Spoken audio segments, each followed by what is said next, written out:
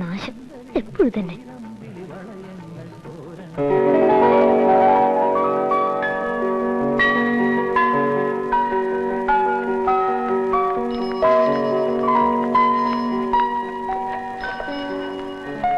ഇതൊന്ന് ശരിയാക്കി തരണം.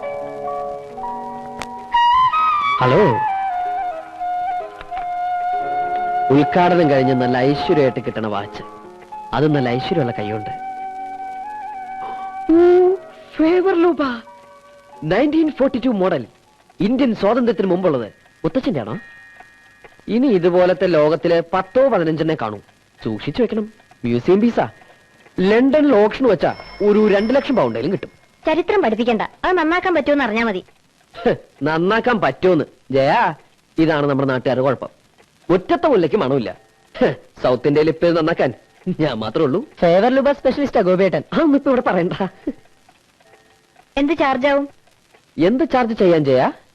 അതിപ്പോ ഞാനങ്ങനെ സാധാരണ ചാർജ് ഒന്നും പറയാറില്ല. എന്നാലും ഒന്ന് അറിഞ്ഞിരിക്കാലോ.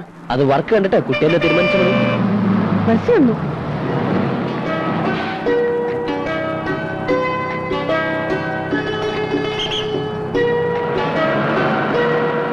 നല്ല കുട്ടിയല്ലേ ജയ? ഒന്ന് വേഗം ആവട്ടെ രാമൻകുട്ടി. മുഹൂർത്തം കഴിയണേ മുമ്പെങ്കിൽ എത്ര കല്യാണത്തിന്? 4 ദിവസം മുമ്പേ തരാമെന്ന് പറഞ്ഞല്ലേ നീ? അതിന് 4 ദിവസം മുമ്പ് വരണമായിരുന്നു. വരുമ്പോ നീ വേണ്ടേ? കിടന്ന് ചൂടാവില്ല നാരായണി. ഒരു പാലിട്ട് അങ്ങോട്ട് ഇങ്ങോട്ട് വേണ്ടേ? എന്ത് പാലം? എന്ത് പാലം എന്നൊക്കെ ഞാൻ പറഞ്ഞു തന്നിട്ട് വേണോ? രാമൻകുട്ടി, പാറത്താഴൽ കോയന്നുട്ടാര് മരിച്ചു പുലർച്ചെ. ഓ ഈശ്വര, ഇതിലും വരുന്നെന്തോ വരാനിരുന്നതാ. ഇങ്ങനെ തീർന്നത് നന്നായി. ഇനി പോവാതിരിക്കാനും പറ്റില്ലല്ലോ. ദാ വരുന്നു ഞാൻ. ഒരു 5 മിനിറ്റ് ശവദാനം ഒന്ന് കഴിഞ്ഞോട്ടെ. എന്റെ ബ്ലൗസ്. ഈ ബ്ലൗസ് രണ്ടും പോവാലോ നാരായണി. ഗോവിന്ദനായർ പോയ പോക്കേ. തീർത്തിട്ട് പോടോ. അത്രക്ക് അത്യാവശ്യം പറഞ്ഞോണ്ടിരുന്നത്. ഗോപിയേ, ഗോപി, ഗോപി ഒന്ന് വാ. ഞാനിവിടെ അത്യാവശ്യം വാ. ജയ, അതൊന്ന് അയച്ചു വെച്ചേക്കേ. മോനൊന്ന് അയച്ചു വെച്ചേക്കേ. ഇത് നാരായണി ചേച്ചി, എനിക്ക് വേണ്ടപ്പെട്ട ചേച്ചിമാരിൽ ഒരാളാ. ഇന്ന് കല്യാണമാണ്. ആണോ? അയ്യോ, ചേച്ചിയുടെ അല്ല, വേറെ ആരുടെയോ. ഓ, ഈ ബ്ലൗസ് ഇട്ടിട്ട് തന്നെ വേണം ചേച്ചി കല്യാണത്തിന് പോവാൻ. അതിന് ബുക്കില്ല. അയ്യോ, വന്നേ, അവിടെ ഇരുന്നേ, പറഞ്ഞുതരാം. ഇതിന്റെ കൈയൊന്ന് മടക്കി അടിച്ചിട്ട് 4 ഉക്ക് പിടിപ്പിച്ചു കൊടുത്തേ. അയ്യോ, എനിക്ക് തുന്നാനൊന്നും അറിയില്ല. എനിക്ക് ഈ പണി അറിഞ്ഞിട്ടാണോ ഞാൻ ചെയ്യണേ? ഇങ്ങനെയൊക്കെ പണി പഠിക്കണത്. ആ ഗോവിന്ദനായർ മരിച്ചറിഞ്ഞില്ലേ? ഏത് ഗോവിന്ദനായർ? ഏത് ഗോവിന്ദനായരാ? പാറത്താഴല്ല. ആ, അത് തന്നെ. തുന്നടോ.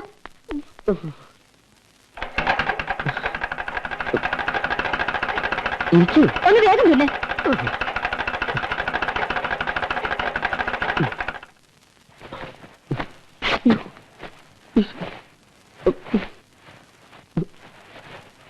ഇതില് എവിടെയാ ഹുക്ക് പിടിപ്പിക്കേണ്ടത്?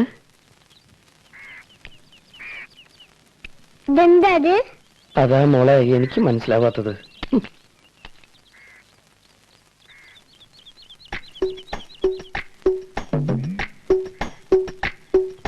ചില്ലറ പൈസ പറഞ്ഞുണ്ടല്ലോ.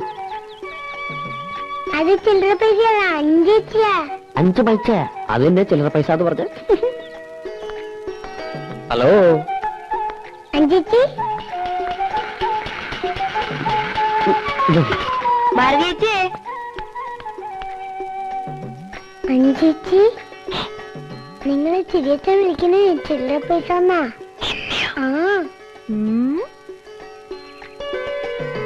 അല്ല, ആരേത്? അഞ്ജലിയോ? ലണ്ടനിലെ പഴയ സാധനങ്ങളൊക്കെ വിൽക്കണ കടയുണ്ടോ ഭാരതീയച്ചി? ലണ്ടനിലോ? ആ, ലണ്ടനിലെ ഈ പഴയ സാധനങ്ങളൊക്കെ വലിയ വിലക്ക് വിൽക്കണ സ്ഥലം. അതിനെന്തിനാ അങ്ങോട്ടൊക്കെ പോണ്? ഇവിടെ പാലക്കാട്ടുണ്ടല്ലോ.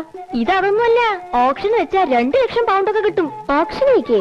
ആ, ഒരു വാച്ചേ. ഇത് നന്നാക്കാൻ ഇപ്പൊ സൗത്ത് ഇന്ത്യയിൽ ഒരാളേ ഉള്ളൂ. ആ ആള് നന്നാക്കിയതുകൊണ്ടാവും ഇപ്പൊ ഇതിന്റെ മിനിറ്റ് സൂചി കാണാനില്ല. എവിടെ? ഗോപി, ഞാൻ പോട്ടെ ഭാരതീയച്ചി. ടാറ്റാ.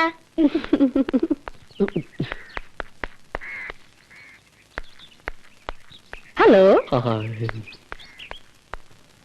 നിന്നെ ഞാൻ ആ പണി ഏൽപ്പിച്ചപ്പോഴേ എനിക്ക് സംശയം ഉണ്ടായിരുന്നു എന്റെ മാനം പോകുന്നു.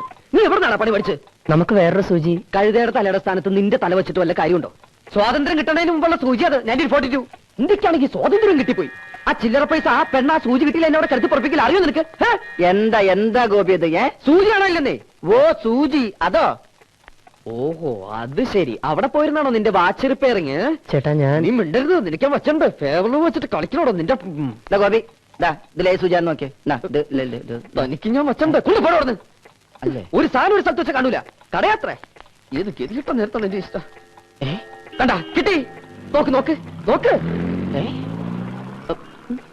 അത് ചേട്ടൻ തന്നെ. ചേട്ടൻ നിന്റെ ഉത്തരവാദിത്വം. നീ മിണ്ടിപ്പോരുത്. വാച്ചെടുക്ക്.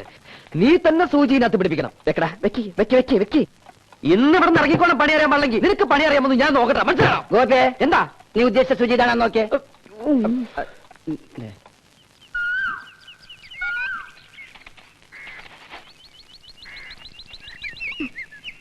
ഇത്തിരി ചാണപ്പൊടി ചോദിച്ചപ്പോ എന്താ ഇവിടെ ഒരു ഭാവം? 2 പശു ഉണ്ടെന്ന് വെച്ചിട്ട് ഇത്ര അഹങ്കരിക്കണോ? പശു എന്നൊക്കെ പറഞ്ഞാൽ എപ്പോ വേണമെങ്കിൽ സൂക്കട ഒന്ന് ചാവാം. ശോ, പാവം. പശു ചാവണ്ട. എന്നാലും ഇങ്ങനെയുണ്ട് ഒരു സ്ത്രീ. ഫുള്ളായിട്ട് നോർമൽ അല്ലല്ലേ? ഏ ഞങ്ങളുടെ നാട്ടിൽ ഒറ്റയ്ക്ക് സംസാരിക്കണതിന് വേറെ ചിലതൊക്കെ പറയാ. എന്താ? ഏയ് ഒന്നുമില്ല. ഇതാ വാച്ച്. ഇനി ഒരു 50 കൊല്ലത്തേക്ക് ഒരു കേടും വരില്ല, ഗ്യാരണ്ടി. അല്ല, മിനിറ്റ് സൂചി കിട്ടിയപ്പോ മണിക്കൂർ സൂചി പോയിണ്ടാവോ? നോക്കണം. ഇതിന്റെ ചാർജ് എത്രയാ? ബില്ലേനെ അയക്കാം. ഉം. എന്തേ?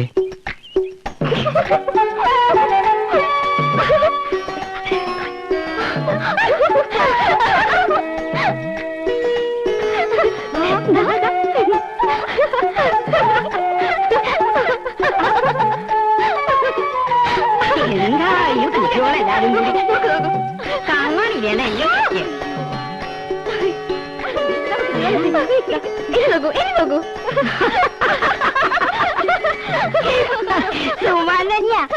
ഇപ്പൊക്കെ സമയം പിന്നാക്കാൻ പോവാ. പിന്നാക്കോ? ഇതിന്റെ സൂചി പിന്നാക്കാൻ തിരിയണത്. ഞാനൊന്നുകൂടി വേണ്ട. ഇത് ഫേവർ ലൂബിയാണ്. 1942 മോഡൽ. സൗത്ത് ഇന്ത്യയിലെ ആൾക്ക് നന്നാക്കാൻ പറ്റാത്തോണ്ട് ഞങ്ങൾ നോർത്ത് ഇന്ത്യയിൽ ആരെക്കൊണ്ടെങ്കിലും നന്നാക്കിച്ചോളാം. ഓ, ഏടത്തി വിളിച്ചു.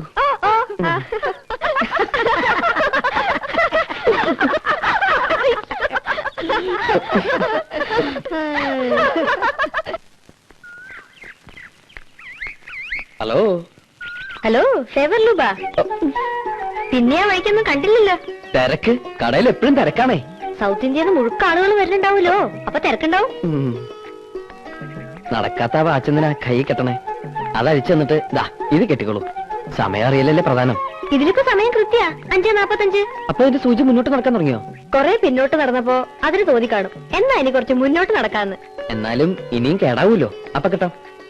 അയൽക്കാരന്റെ ഗിഫ്റ്റ് ആയിട്ട് കുട്ടിക്കോളൂ. സമയം ഇതിലും കൃത്യ. നിർബന്ധം അച്ഛാ തന്നോളൂ. മുത്തശ്ശി കെട്ടിക്കോളും. ടൈം പീസ് പൂച്ച തട്ടിയിട്ട് ഉടച്ചതുകൊണ്ട് സമയം അറിയാൻ പറ്റില്ലാന്ന് മുത്തശ്ശി ഇന്നലെ കൂടി പറഞ്ഞു കേട്ടു. വലിയ ഉപകാരം കേട്ടോ. ഇത് ഗിഫ്റ്റ് തന്നെയല്ലേ, ഒടുക്കം ബില്ലേക്കരുത്.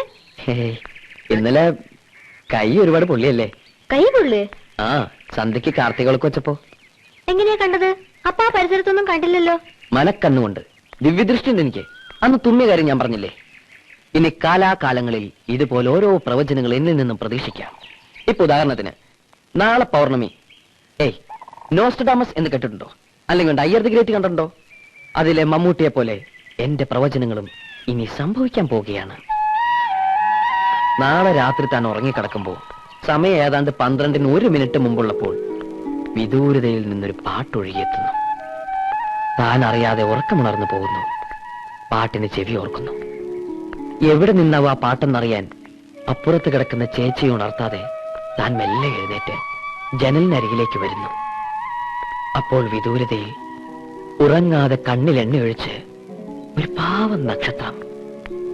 ആ നക്ഷത്രം തന്നെ തന്നെ നോക്കി പറയും, ഐ ലവ് യു. കാള വാല് പോക്കണ കണ്ടപ്പോഴേ മനസ്സിലായി സൂക്കട് എന്താണെന്ന്. ബാക്കി ഞാൻ ഭാരതീയച്ചൂട് പറഞ്ഞോളാം. ഗിഫ്റ്റ് എന്ന വാച്ചും അവിടെ ഏൽപ്പിക്കാം.